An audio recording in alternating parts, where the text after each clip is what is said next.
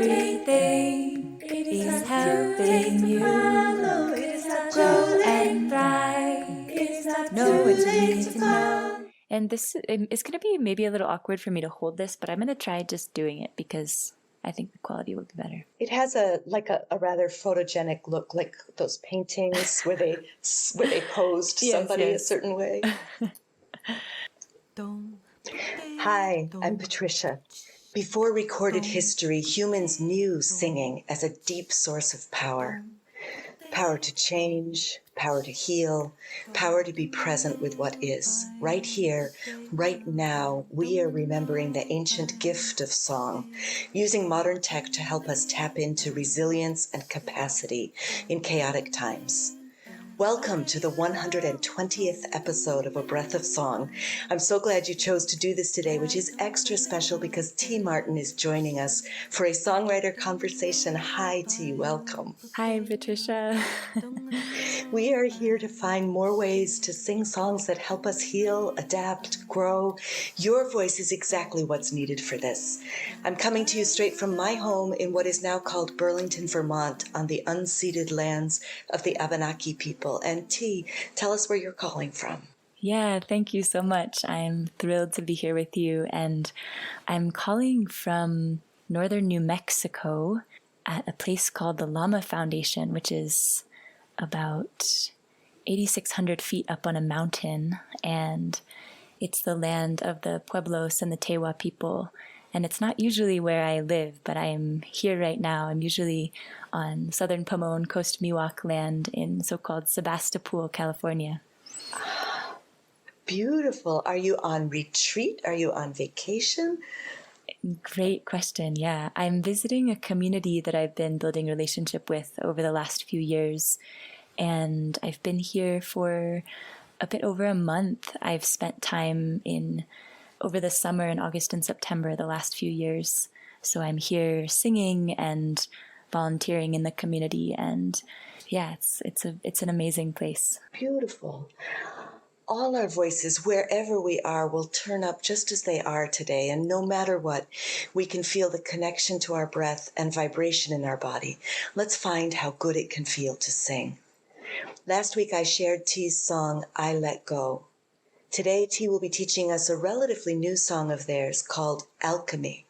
We'll learn it slowly so it can settle inside you and you can begin to trust it as a resource. Let it move you into a state of flow. Then we get to enjoy a conversation with T, and we'll close out with the song again at the end. You'll always be able to find the episode with full show notes and artwork in the library of songs at abreathofsong.com. Let's start with tuning into our bodies, yawning, stretching, maybe rolling your shoulders a bit, stretching up on your side, whatever really feels comfortable and yummy. You can let your voice begin to sound as it often does, at least for me when I stretch.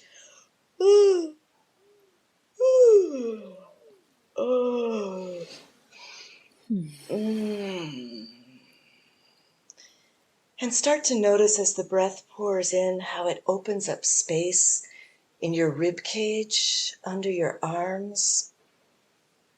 And as it floods out, it carries something with it. And as it pours in, let it widen your belly, widen your back. And as it pours out, let it carry something with it.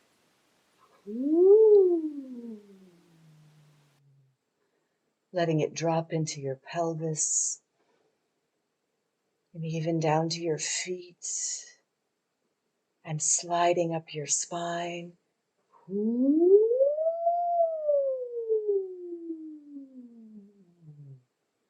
Maybe let it roller coaster for a minute.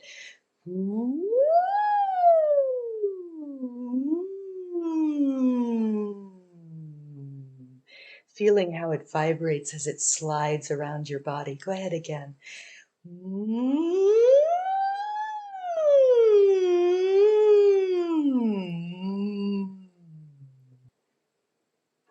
T, I'm going to turn it over to you to share the song. Thanks, Patricia. So yes, this song is called Alchemy, and there are three main parts. The first part goes like this. Everything is helping you grow and thrive. Know what you need to know. Everything is helping you grow and thrive. Know what you need to know. A couple more times that part. Everything is helping you grow and thrive. Know what you need to know. Everything is helping you grow and thrive. Know what you need to know. And it is not too late. It is not too late to follow. It is not too late. It is not too late to follow. It is not too late. It is not too late to follow your dreams. So it is not too late happens 3 times and then into dreams. Caught me. And again. It is not too late. It is not too late to follow. It is not too late. It is not too late to follow. It is not too late. It is not too late to follow your dreams. And again, one more time. It is not too late. It is not too late to follow. It is not too late. It is not too late to follow. It is not too late. It is not too late to follow your dreams. And the third part goes like this, real simple. The whole part is the word dream. It is not too late to follow your dream.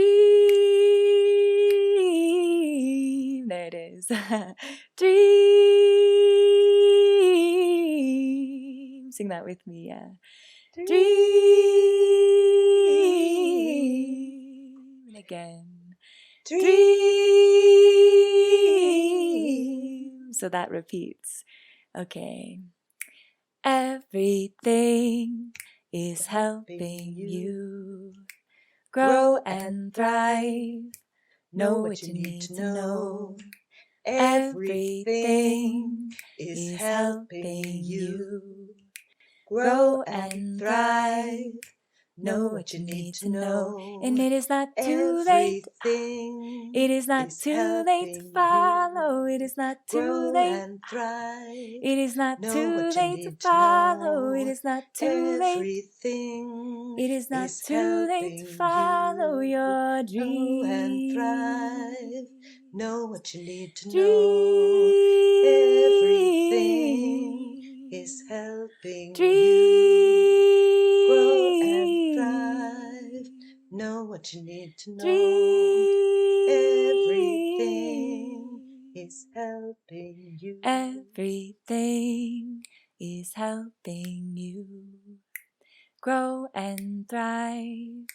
Know what you need to know. Everything is helping you grow and thrive. Know what you need to know. And it is not too late. It is not too late to follow. It is not too late. It is not too late to follow. It is not too late. It is not too late to follow your dream.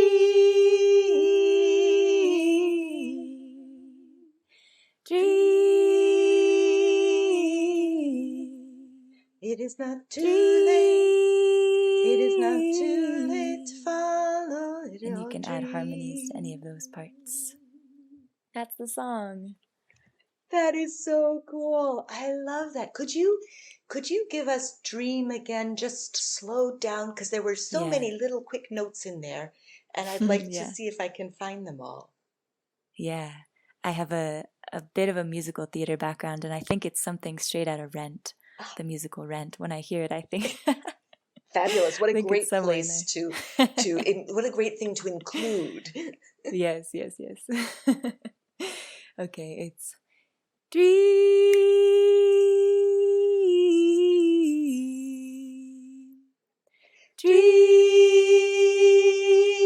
Dream.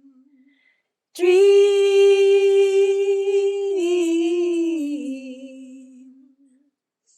Yes. Let's sing it with your recording so that we can hear all three Great. parts together. Okay, great. I can just hear the three harmonies lining up, in my Yeah. head, and I just want to hear them really in person. Okay, great. In the recording, I have everything is helping you grow and thrive and then grow and shine.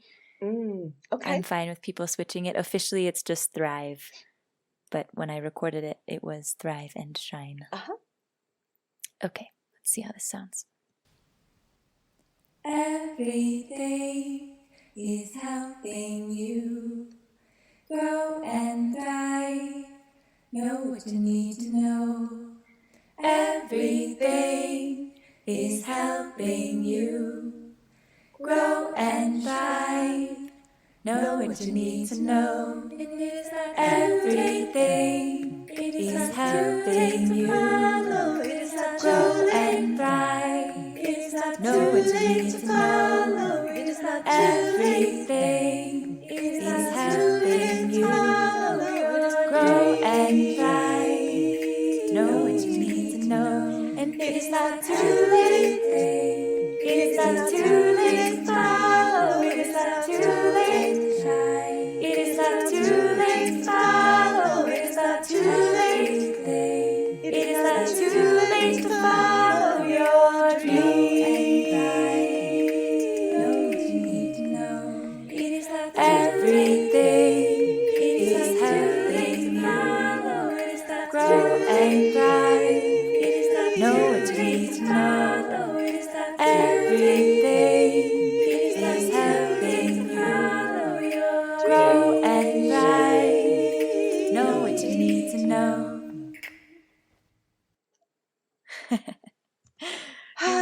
Yay! So tell me more about this song. How did it appear? Sure, yeah. Besides Rent? Yes, besides Rent. So this song came through about a year ago. I think it was August or September of 2022, and I was in a discernment process about going on an ancestral pilgrimage to Scotland with a song teacher named Hannah Lay, who is an amazing song teacher, and she runs a course called Songs of Mother Europe. And she did the first ever pilgrimage to Scotland, doing ancestral research and journeying and singing there. And I was in process around this, and somehow in this very potent time of making this decision, which I did end up doing this pilgrimage, this song came through. And I think something about the internal process of just wrestling with the questions brought up this medicine that I offered to myself of these words. Everything is helping you to grow and thrive. Know what you need to know. And I feel like part of what it says, or part of the undercurrent of the message, is sort of this sentiment of, sweetie, it's okay. Whatever you choose is okay. Every part of this is helping you to grow and to know what you need to know. And I think of this line that reminds me of the book The Alchemist by Paulo Coelho, although it probably is from many, many things, but this sense that the whole universe is conspiring to help us, and that everything that happens in our life is a part of this web that is holding us, and really that everything is helping us to grow and thrive, to know whatever it is that we need to know on our journey. And then the second part, it is not too late. Yeah, I feel like this is something also that I live with, just this sense of anytime we can connect to our heart's longings, that it's not too late to follow that. And that also reminds me of The Artist's Way by Julia Cameron, this workbook that has been a deep friend to me in my life at different points. And Julia Cameron has been a teacher who's really reminded me that it's never too late to connect to our dreams. And so that's the second part of the song, is it's not too late. It's not too late. Now is the perfect moment to remember what you most long for and to follow it. And then that third part, dream, is reiterating that for me. Dream. What is it that you dream of? Let's dream. Yeah. And of course, alchemy, the sort of ancient science / magic of making gold out of base metals, or kind of Yes. finding an unexpected way of something becoming precious. Yes. Yes, yes. And I'm remembering, actually, I had forgotten until now that I was reading the book The Alchemist at the time. I had read it before and carried it with me over the years, and I reread the book last fall and was feeling deeply impacted by it in this message that the universe is conspiring to help me, and really wanting to believe that. And that's actually the reason for the title Alchemy, because it feels like it's turning fear into gold. Is how it feels inside of me, turning the hesitations or the doubts or the mistrust or the fear into something that is beautiful and nourishing and that can be trustworthy. Yeah. Tell me something about this choice to explore your own ancestry and the music of Europe. I am a white European descent woman, and as I grew up musically, I felt very disconnected from, except for maybe boys' choir. I think that was maybe my heritage. My mom adored English, was English, and loved cathedral music. So listened to a lot of boys' choir music and kind of idolized that particular sound. But that in itself was very disjointed from where I was. And so talk to me about that. What led to that curiosity? Yeah, thanks for that question. There's so many layers to it. Let's see where to start. When I started in the community singing movement was around 2017, and I found many white people who were teaching songs that weren't of their own traditions or their own lineages. And I think wrestling with that really led me to doing my own ancestral research and asking the question, what does it look like to decolonize the community singing movement? What does it look like for white people like myself to be teaching songs and not taking from other cultures and calling those songs their own? And my ancestral research has mostly been into Gaelic singing. I have a mostly Irish and English ancestry, and I journeyed to Scotland on this ancestral pilgrimage. My DNA test says that I have the tiniest bit of Scottish ancestry, but mostly I'm Irish and English. And I was studying Gaelic singing, Irish Gaelic singing, with a teacher in Ireland for about a year. And learning those sounds has connected me to something that feels rooted inside myself, in my bones, in my blood, and it helps me to understand that I come from somewhere, and that there are sounds, and that there are rituals, there are ceremonies that these songs go in, and stories and myths that go with them. And it's been a powerful way for me to deepen my relationship with song, and to understand that, we're all so influenced by many cultures and places and people and ways of singing in the music world. And that I also come from somewhere, that it's not just about taking or being influenced by other people, that I also have lineages that I carry in my body and my blood. Yeah, that's beautiful. It's beautiful to think of singing not just as being a broad activity, but also as an activity that has depth, or a practice that has not just breadth, but also depth. Oh, yeah. Yeah. So 2017, what drew you toward community singing at that point? Yeah, so many things.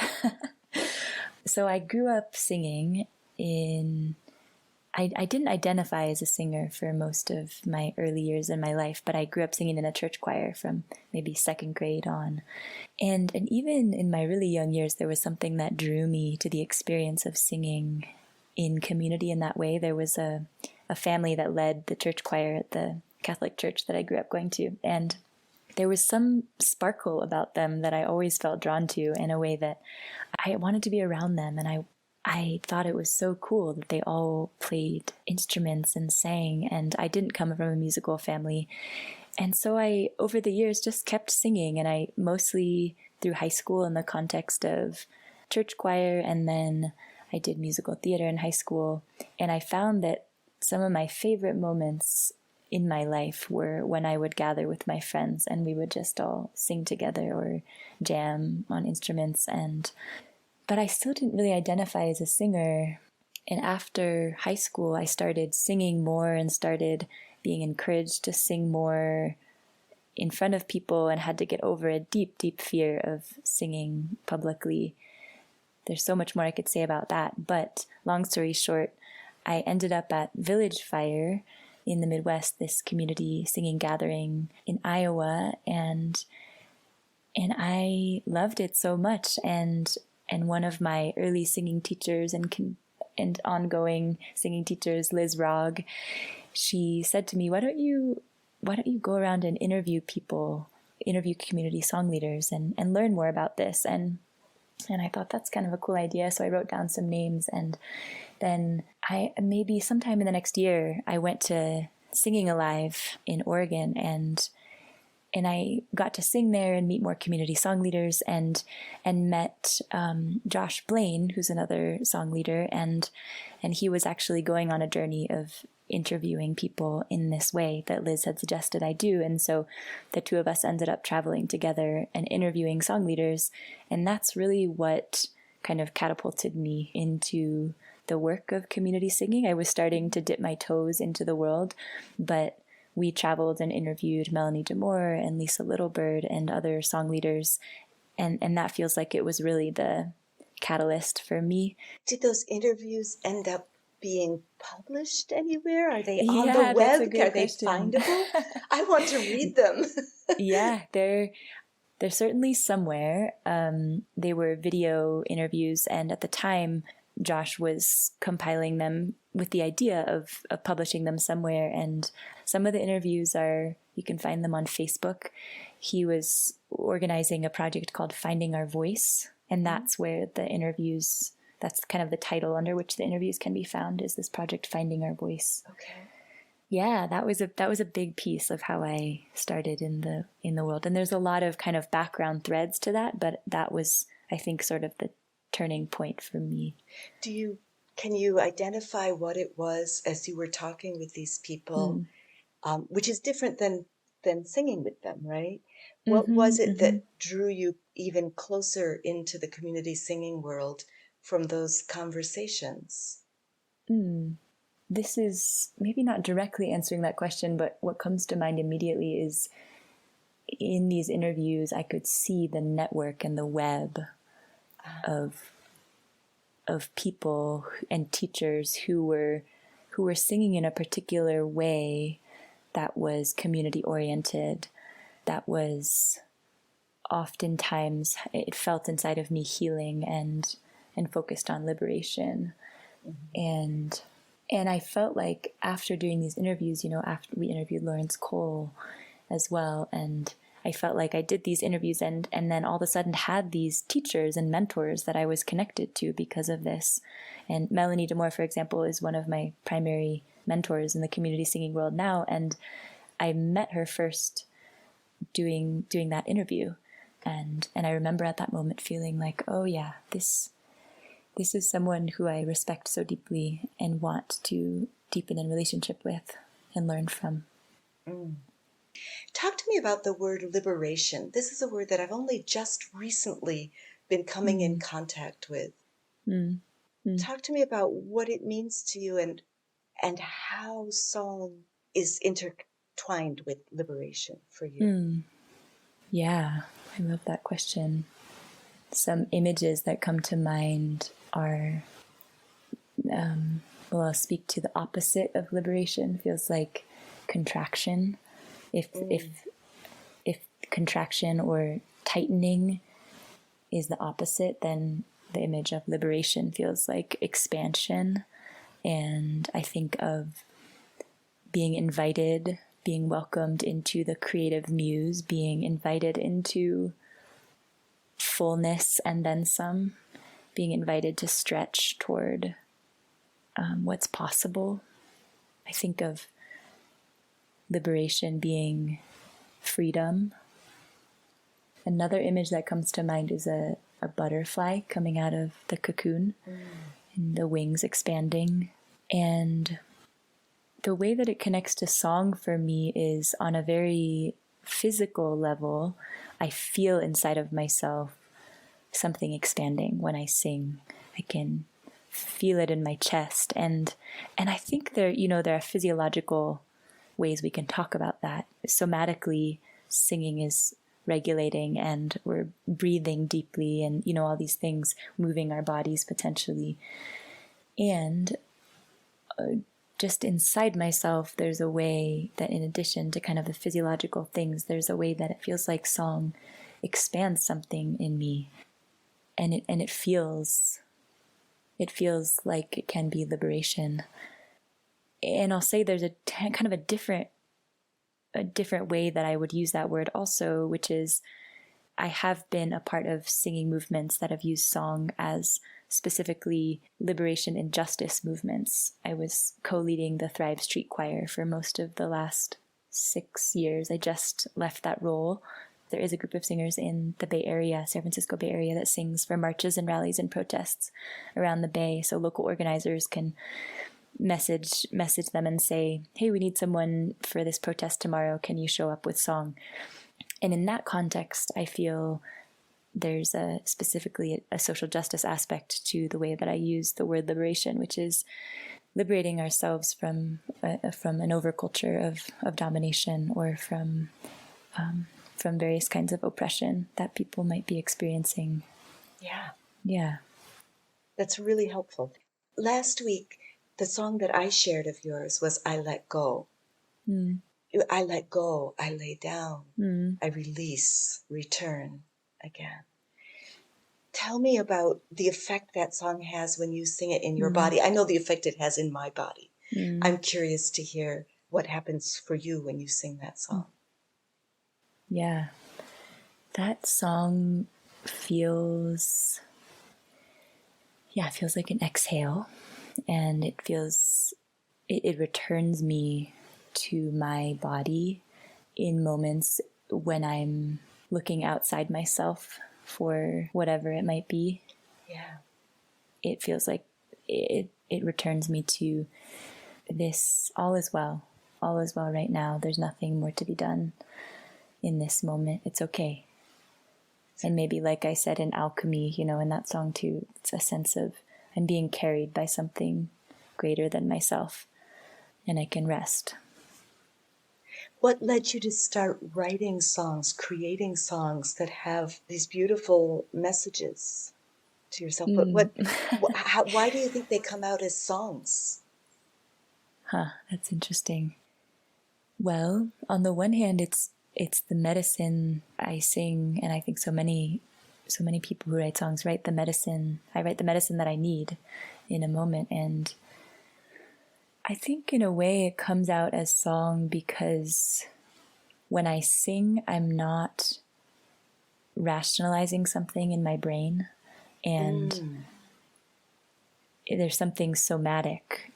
There's something in the whole of my body that happens when I'm singing, and maybe it's like if I just spoke the words, it would be harder to believe them. But when I'm singing, I can move past what my rational brain thinks or doesn't think is true, and it feels like I can believe it more.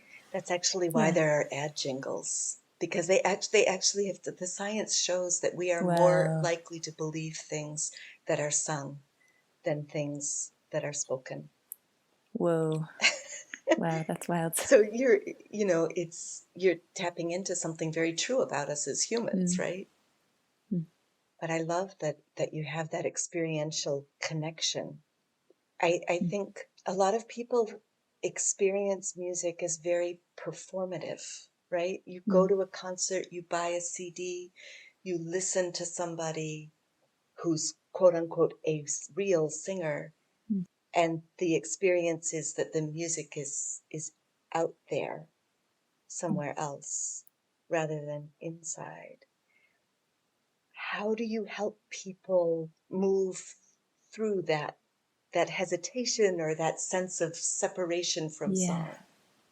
Yeah, that's fun. I think about general facilitation things when you ask that question. And the first thing that comes to mind is I have some theater background, and I love using theater tools to get people in their bodies and out of their heads as soon as a song circle starts, whether it's shaking or movement or connecting with one another or silliness. I love silliness in song circles. Do you have an example? Can you think of one? Okay. I would say, all right, everybody make a big face and stick out your tongue. Yeah. And make eye contact with someone else. And now make a really tiny face and scrunch up your face like a mouse. And now make a big face and make eye contact with someone else. And just things to get people out of the seriousness. And I think that supports people often to forget for a moment their fears that they might have around singing and to be more willing. Because I think a lot of it is just loosening up the space. Yeah, beautiful. Thinking about your experience in these large festival situations and being part of large groups of singers, I'm wondering, there's a difficult conversation in the community singing world around song ownership or rights. So when is it okay for us to share a song that we didn't write ourselves? And it seems to me like there are two threads to this. One is about acknowledgement and understanding and respect and not taking from another culture. And one is about livelihood and exchange that makes food and shelter possible for artists who are creating songs. Given that we live in a society where money is how we meet many basic needs and is also seen as a statement of value, right? So that's kind of like a huge observation / question. I'm not quite sure what the question is in there for you, but I think I'm wondering, where are you right now? I know that everybody's thinking on this evolves and changes. Yeah, sure. Let's see where to start on that. Yeah, can you ask the question one more time? I feel like I have thoughts and let me just break it first. Let me start by Sure. asking about, we talked just briefly at the beginning about singing songs that don't come from one's own heritage, that aren't the culture that you are born into. Where are you right now on that? How do you approach that? If there's a song that you would love to sing and it comes out of the Dine people or something, how are you handling that question? Yeah, thanks for that. One piece that I'll say is it feels really specific to the song and the people that it comes from. I don't feel like there's an answer that I can give that's kind of a blanket statement. And that said, the place where I hope that I start from and really want to start from always is a place of respect. And if I don't know anything about a song, it's hard to know how to respect the song. So some of that is, okay, where do I know anything about where this song comes from? Is it connected to a particular cultural tradition, or is it a song that's not so connected to a particular lineage and culture? And so starting there, and there are certain songs from certain cultures that I would say I would choose to not sing.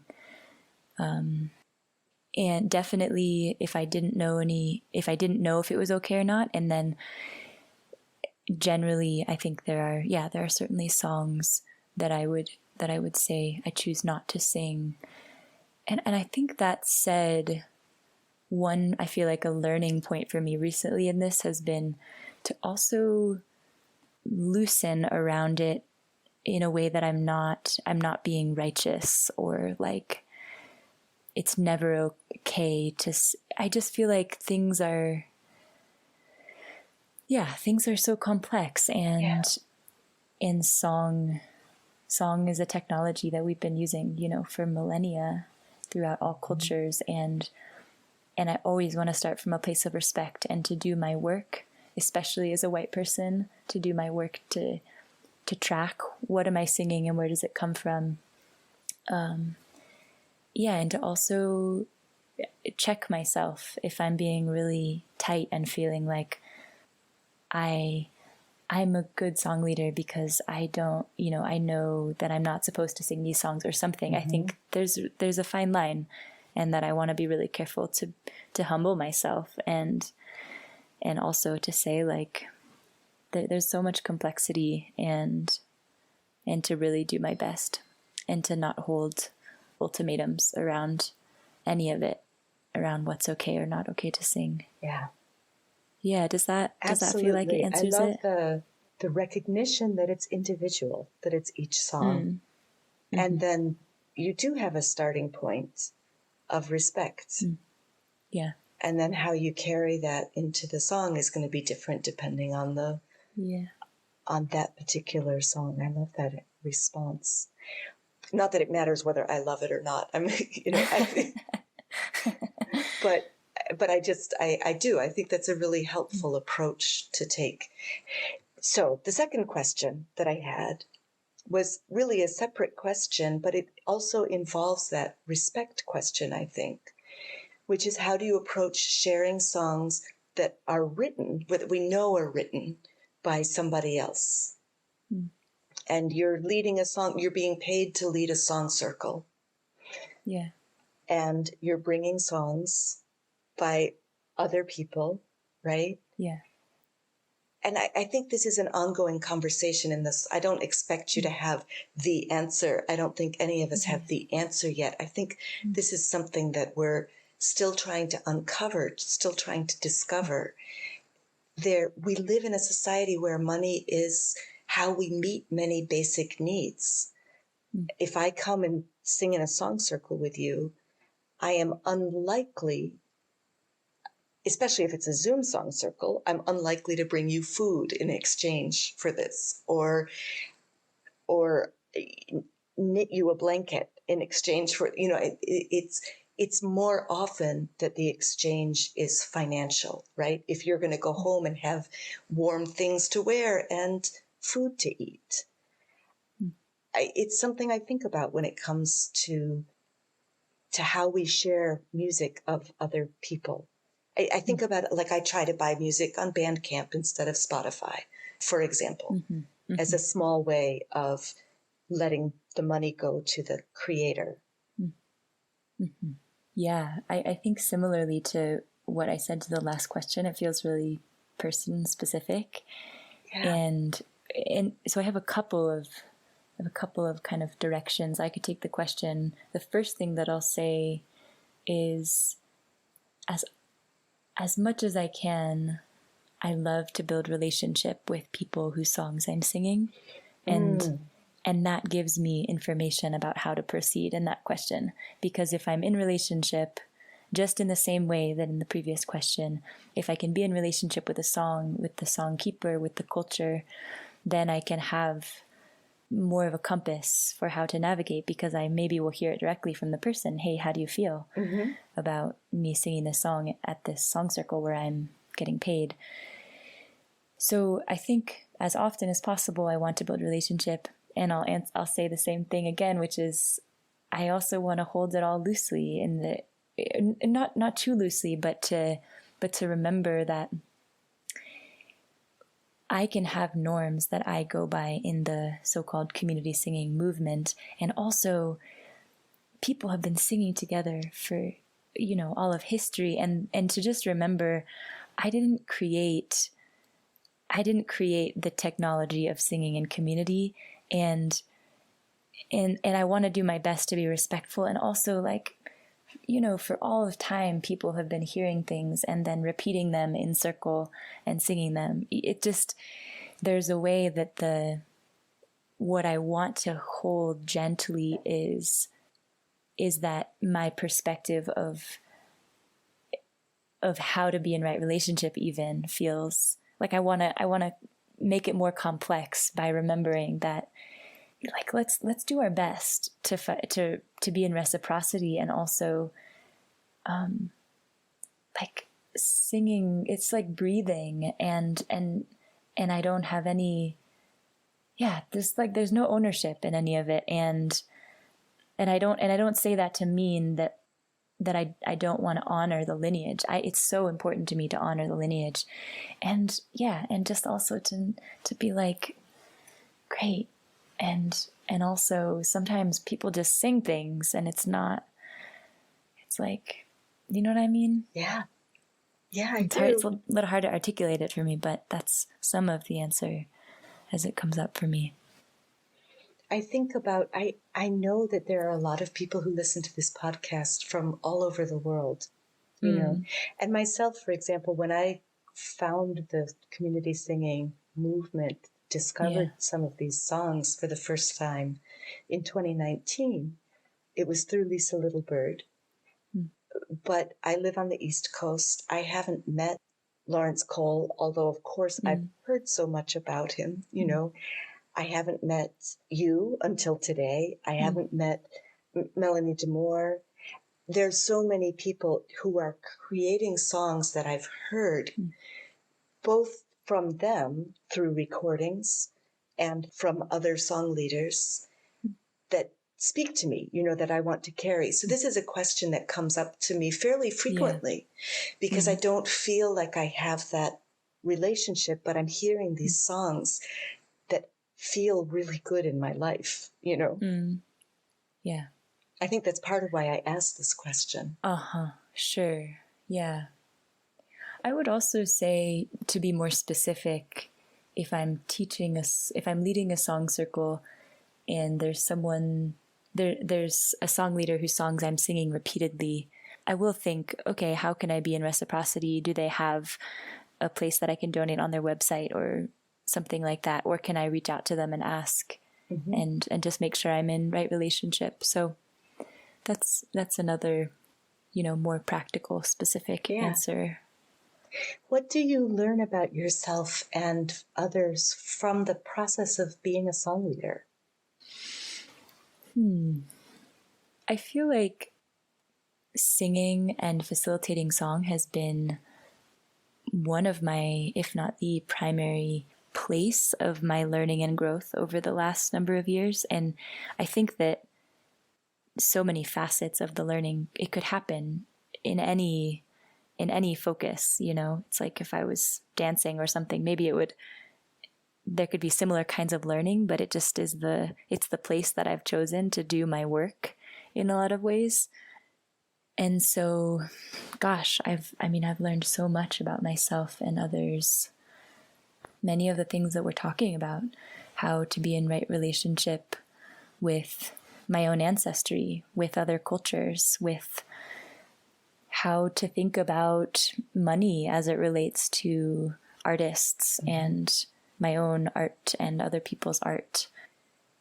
I think about facilitation in everything I've learned about facilitation, because I feel a lot of the times, I feel even more maybe than I feel definitely like a songkeeper, and feels like half of that work is facilitation and learning about how to read and be in relationship with a group of people, to read and to lead and to be in relationship with a group, and to track the energy in a room, to have tools in my back pocket if the energy is really low or really needs to come back together or whatever it might be.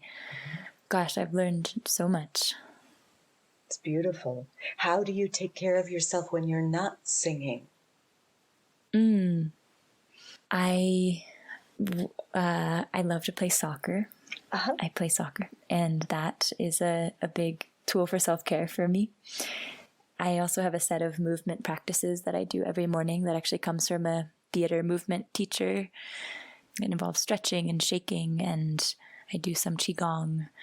And I've been doing this particular set of practices for a little over a year now, most mornings, and going on long walks, taking time to myself, making sure that I have time for myself. I love to dance. So dancing, those are some of the ways. Beautiful. Yeah. What are some of the biggest questions that you're carrying right now? What are some of the things that float up as you're doing movement practice or as you're going for a long walk? If I may ask. Yeah, sure. Yeah. In relation to my life and my work, one of the questions is, how can I be creating ritual art that is engaging song and that is liberative and that is relevant to these times? I think about the longing that I have in myself to continue to deepen in relationship with earth and how to be in right relationship with earth amidst an overculture in this country of separation from earth. And I think about, what does it look like to be in right relationship with my work as well, as an artist who needs to make money and pay rent and these things. And one of the deepest longings in me is to be of service to the earth in these times, and to be in service of healing and deepening people's relationship with earth. And so I long to do that with song, and I'm always asking, how can I be doing that more fully? How can I be living that path? What does it look like for me to continue being in relationship with the land where I am, and the waters where I am, and the plants and animals where I am. Yeah. So what are you excited about right now? And sort of what are you finding right now? Where is that in terms of, are you experimenting with some of the ways that you create space for singing? How is it influencing your work at this point? Sure, yeah.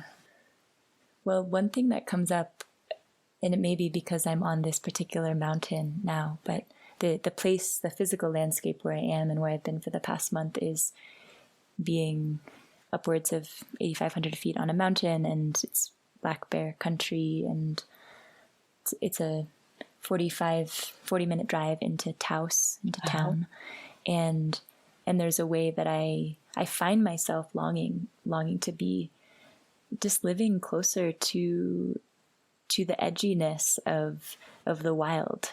And I feel in myself the ways that this place is wild, and all the vastness that there is to learn from the natural world, and some of the ways that influences my work feels like it can shake me out of what I think is safe, or it can shake me out of patterns, and it humbles me. A lot of the songs that I write are connected to earth, and there's this song I was thinking of a lot this morning.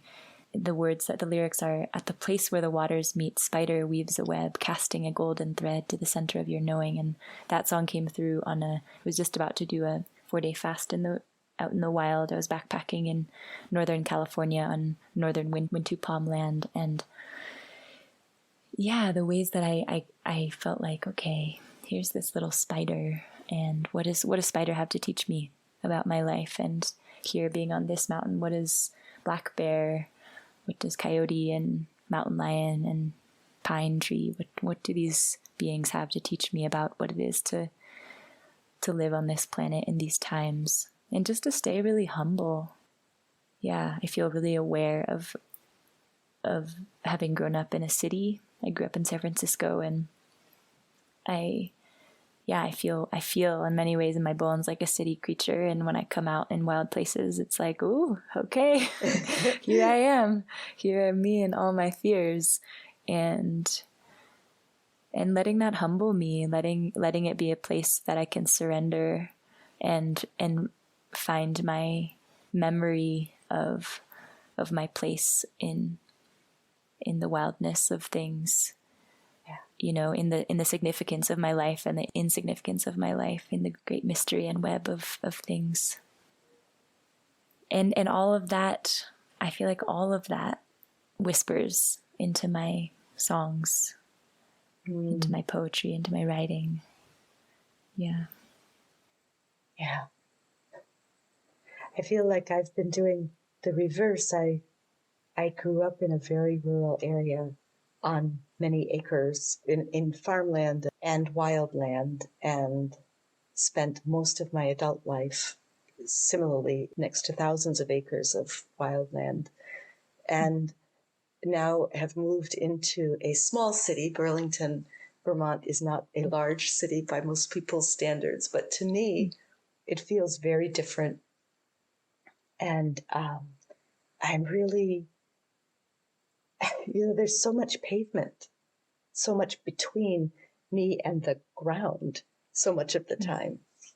I really noticed that. And so for me, at this point, I am finding that singing is a way that helps me really connect to to what feels like the wilder natural parts of myself. Yeah. And I'm learning the intention that it takes to live here and stay connected to the ground. And in some ways, the value of the ground has shot up for me. Yeah. Is there anything that I haven't asked you yet that you wish I would ask you? I would love to share what some of my favorite memories of singing are. Yes. Yes. Some of my earliest memories of singing are, I had this pink and purple bicycle with training wheels when I was a little young one. And I remember creating songs as I would bike around my neighborhood in San Francisco. And it was one of these things where I feel like I didn't choose song chose me. That feels like that in my life, because I have these memories as a kid of creating songs as such a young child. And I would just, instead of, I don't know, talking to myself, if I were to talk to myself, I would sing to myself. And I remember processing whatever was happening in my life, even as a little kid. And I would process through singing. And it's so sweet to remember that. And also, a number of years ago, Lindsay Scott and Joanna Laws Landis, another songkeeper, and I, the three of us did these 2 healing song bike abouts we rode. The first one was from St. Louis to Decorah, Iowa, and we rode on our bikes and sang along the way. The first one we rode up to a workshop with Issei Barnwell in Decorah, Iowa, and it's sweet to think of myself as, however little kid I was on my bike, and then as an adult cycling through the Midwest and creating and singing songs. Yeah, it's super, super sweet to think of those as some of the roots of my song world. It's interesting because I don't remember why I started doing that, but definitely song has always been in my life a way that I process things and process emotions, process experiences, and maybe metabolize things that are happening in my life. And returns and returns again. I spent in 2016 a number of months at Standing Rock in so-called North Dakota, and as a water protector, and learning so much there. And one of the things that really struck me about that experience was in the intensity and the violence of living as a water protector there, song kept coming back again and again. And both there was a lot of singing happening when I was there, and also I found myself returning to song as a primary tool for processing that experience and for healing myself, and for feeling like this is the work of healing, creating art, creating song, using my voice. This is a part of what it means to heal as humans in this time. Yeah. Thank you for your work as a water protector.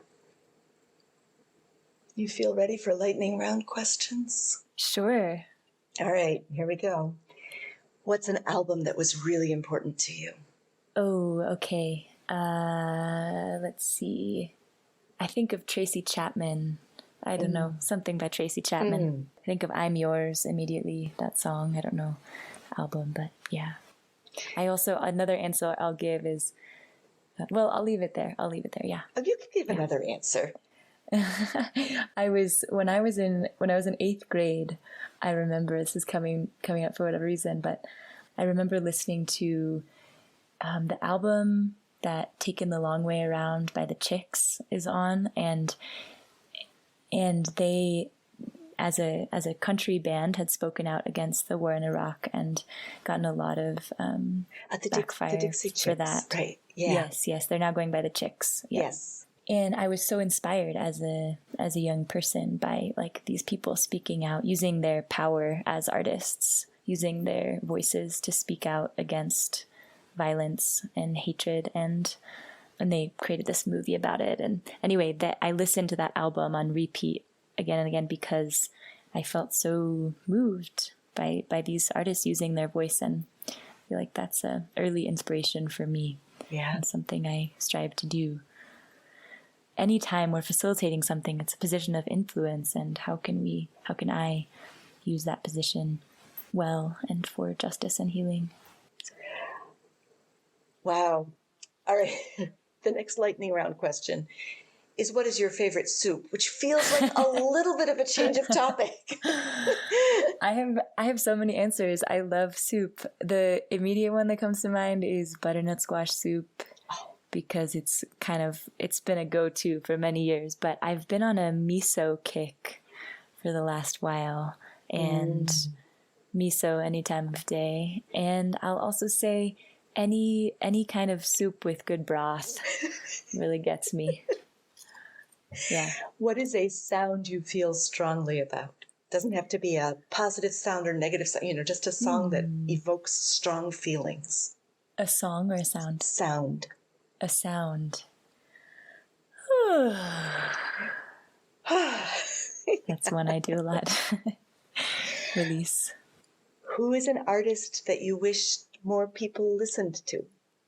Yeah, there's my friend Molly Hartwell has an album with Laura Boswell on Spotify called Wellspring. It's probably also on Bandcamp, etc.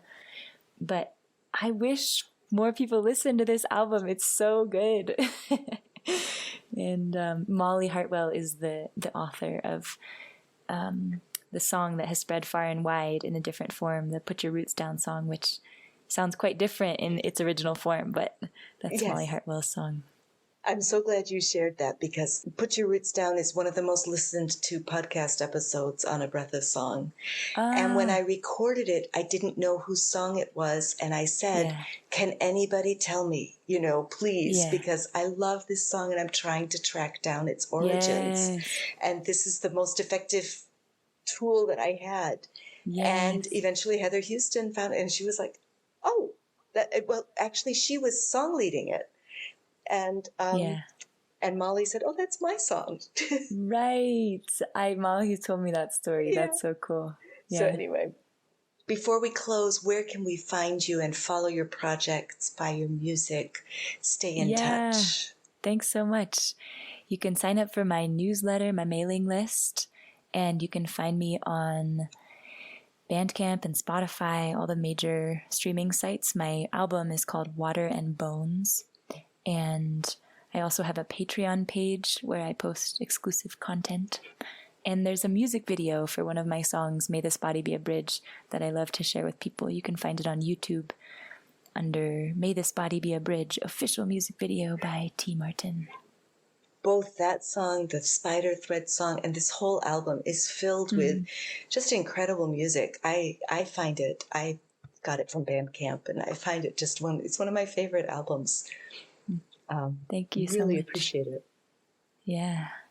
Thank you for putting it out there. Mm-hmm. A huge thank you to you, T, for coming on A Breath of Song, and a huge thank you to our listeners. I'm so glad that you are singing with us. You can visit abreathofsong.com to see show notes with links, lyrics, Patty Piotrowski's glorious artwork. You can sign up to get artwork and music in your mailbox. How beautiful is that?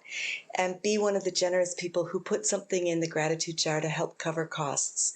Before Patty or I is paid, 25% is donated to the Jazz Foundation of America, which directly supports jazz, blues, and roots musicians in need. The skill and the artistry of these musicians has directly shaped most of the music that I share on this podcast in one way or another. Yet historically, they have been inadequately recognized and unfairly recompensed. And so this is a small step toward restoration. Let's sing Alchemy again to help it sink in more deeply. Everything is helping you grow and thrive. Know what you need to know. Everything is helping you grow and thrive. Know what you need to know. And it is not too late. It is not too late to follow. It is not too late. It is not too late to follow. It is not too late. It is not too late to follow your dreams. It is not too late. It is not too late to follow. It is not too late. It is not too late to follow. It is not too late. It is not too late to follow your dreams. Grow and thrive.